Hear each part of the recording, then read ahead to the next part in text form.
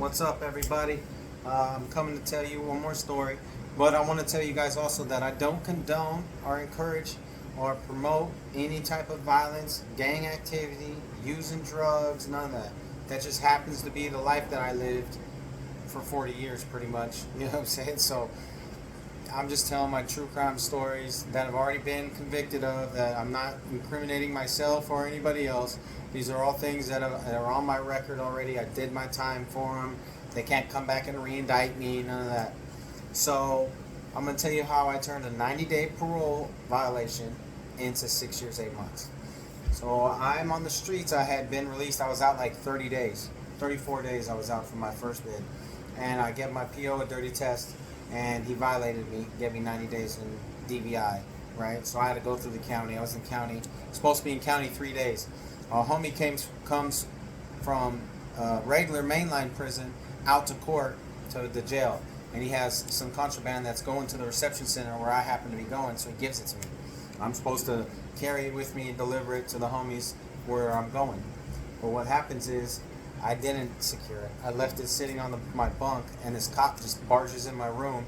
Me and my cellie were sleeping, and it was like right before roll call, so it's like 6:05 something, and he just comes in because we had our light covered, and he starts searching our cells. He's like, "You guys gotta uncover your light," and he starts like finger fucking all our shit, and he went to reach where the wheelers and shit were, so I grab him and I push him. Boom! When I push him, I go to the toilet and I sit down.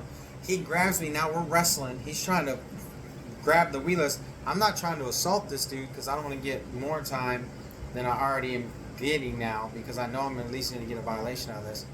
And I'm wrestling with this dude. My celly gets up. He's like, "Damn, fool, Travi, where are my shoes?" I'm like, "Fool, I don't know where your fucking shoes are. I'm wrestling this cop. What the fuck?" So he's just kind of like looking around for his shoes. I finally get on, sit down on the toilet, put all the wheelers in the toilet, and I flush them. So then what happens is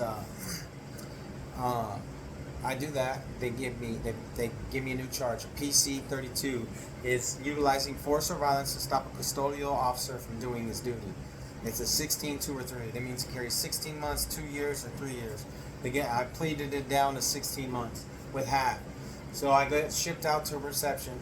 I'm in reception, and because I've been down before and stuff, the homies and give me a responsibility position, so I'm doing my thing, and I have contraband. And my celly, who was really green, it was his first bid, and he was like in love with fishing out the back window. Which you shoot a bow and arrow out the back window. He was just doing it. Well, the lieutenant, our captain, seen him on the perimeter road and radioed IGI and say, "Hey, I got this cell 329 fishing on the perimeter road in H unit. Go search his house." So they come and they search my house. Now I'm holding post, so I got contraband. So when they open the door and it's IGI, I'm like, "Damn!" Well, they come barging in right away. They're like, they're like, "Get out of here!" So I go to try to.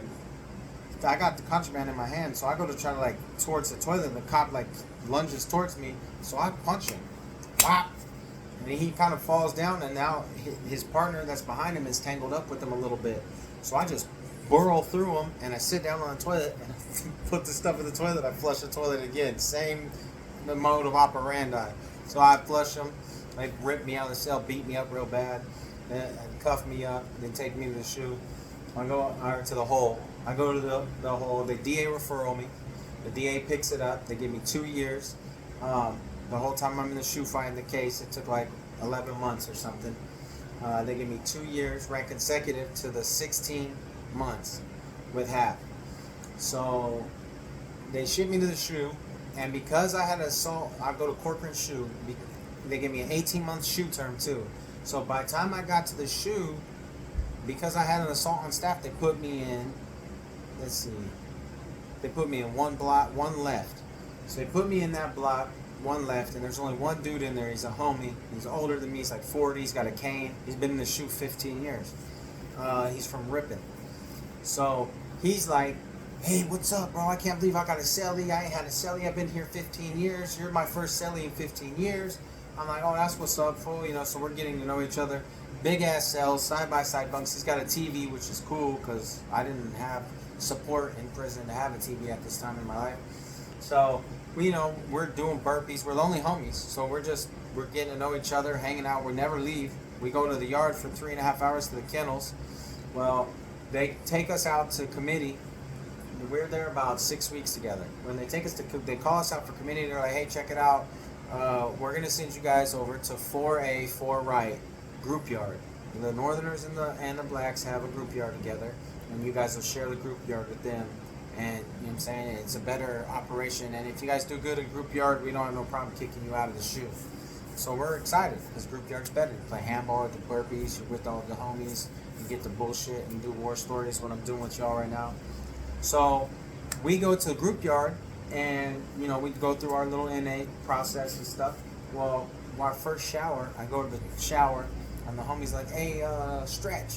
That's my tier name. I'm like, "What's up?" They're like, "Hey, reach over here." So I reach over because the shower has bars. So I reach to the cell right next door, and it's a homie cell. And they send me a kite. It says, "Hey, check it out, fool. Your celly is all bad. You gotta whack this dude." And they give me all the information and credentials I need to know that's a verified hit. And they give me this fucking razor blade, dude, that's like a quarter of a razor blade. This thing is small. It could be like a hatchet for a G.I. Joe or some shit. I'm like, are you fucking kidding me? And it's like with sock string tied to a pin filler this freaking big. I'm like, what the fuck am I gonna do with this? So I'm like, man, this is my luck. They're like, you're the only one that has access to this fool because the group yard's on lockdown, because we've been beefing with the people we share the yard with right now. And so every time we go out there, we just get off. And this fool's got to go. The homie's been playing this fool for 15 years, making him think he's good. Telling him, oh, yeah, you're good, homie. Calling him on roll call, sending him little things, making him think he's straight, when really he had a skeleton in his closet. And the skeleton was that he had molested his niece and nephew when he was like 17 or 18.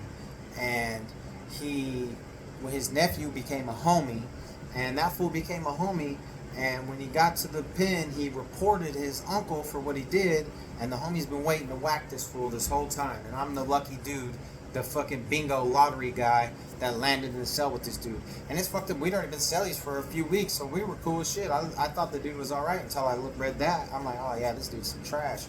So we get back to the cell. I get to the cell first. He comes up the cell. I instantly start dry off my feet, put my shoes on. I spit this razor out. I slide by him so he can get by to pull off his shoes and dry his feet. And when he does, I fucking cut him from here to here with this little ass thing. Right? He instantly socks me in the face. Wham! Drops me. But I fell against his TV on the little ledge, so I didn't fall. But that shit hurt so bad, it stung. I don't think I'd been hit that hard in my whole entire life, except for maybe by my stepdad. But that dude smoked me, and I just grabbed him, and he's trying to wrestle me now, and I tried to drop the razor. It's gone. So I get him wrapped up, and I got him in a standing guillotine, and I choke him all the way out until he goes limp.